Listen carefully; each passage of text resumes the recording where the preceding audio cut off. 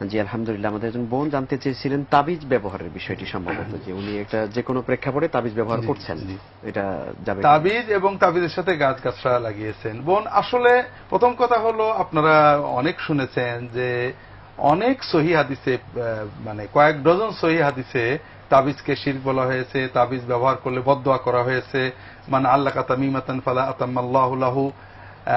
সাহাবায়ে কেরামদের ভিতরে কেউ তাবিজ ব্যবহার করেছেন এটা নেই, বরং তাবিজ ছিঁড়েছেন এটা অগণিত, মানে বেশ কয়েক ডজন আছে। সাহাবের তাবিজ দেখলে ছিঁড়ে ফেলতেন। এটা কোরআনের আয়াতের তাবিজ নাকি অন্য, এটা কখনো বিচার করেননি। তারা ঝাড়ফুঁক, কোরআনের আয়াত দিয়ে ঝাড়ফুঁক এগুলো পছন্দ করতেন, এটা হাদিস শরীফে অনুমোদন আছে। কিন্তু লিখে ঝুলিয়ে দেওয়া এটা তারা শিরক মনে করতেন। পরবর্তী যুগে অনেক আলেম কোরআনের আয়াত দিয়ে তাবিজ লেখা ব্যবহার জায়েজ বলেছেন বিভিন্ন যুক্তিতে, এটা আলোচনা করার বিস্তারিত সময় না এখানে। তবে দুটো বিষয়ে মুসলিম উম্মার ঐক্যমত রয়েছে, সেটা হলো এই যে দাগ দুগ দিয়ে তাবিজ করা এটা সম্পূর্ণ শিরক।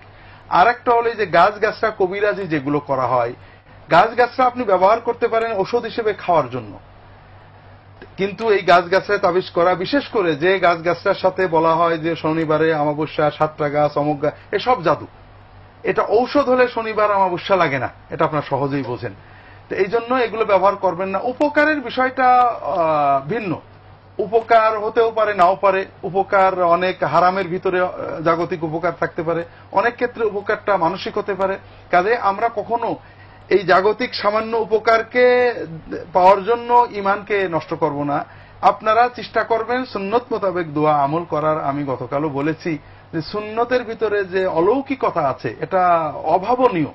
আপনি সুন্নত আমল করেন। আমি গতকাল বলেছি, আজকে লম্বা বলতে চাচ্ছি না, আমাদের এই আপনাদের টেলিভিশনে একজন দর্শক অনেক কষ্ট করে এই ইসলামিক টেলিভিশনের অফিসে এসেই আমাকে বললেন যে হুজুর এরকম নানান বিপদে আছি, আমার জমি একজন ডেভেলপার নিয়েছেন, তিনি আমার জমি দখল করে নিয়েছেন, ডেভেলপও করেন না, টাকাও দেন না, দলিলও দেন না। তা আপনারা বলেন তাবিজ নেওয়া যাবে না, তদবির করা যাবে না, হুজুর সুন্নত আমল দেন। তা আমি বললাম আপনি রাহে বেলায়েত কেনেন, আমি কয়েকটা দোয়া লিখে দেব, বলে দেব। তো ফোনে দুটো আমার আন্দাজের উপরে এই তিনটে দোয়া বললাম যে আপনি সেজদায় যেয়ে বেশি বেশি দোয়া করবেন। তা আল্লাহর কি দয়া, 2 সপ্তাহের মাথায় তিনি আমাকে এখানে দেখা করতে আসছেন যে আমার মানে ওই ভদ্রলোক আমার দলিলগুলো আমাকে ফিরিয়ে দিয়ে গিয়েছেন।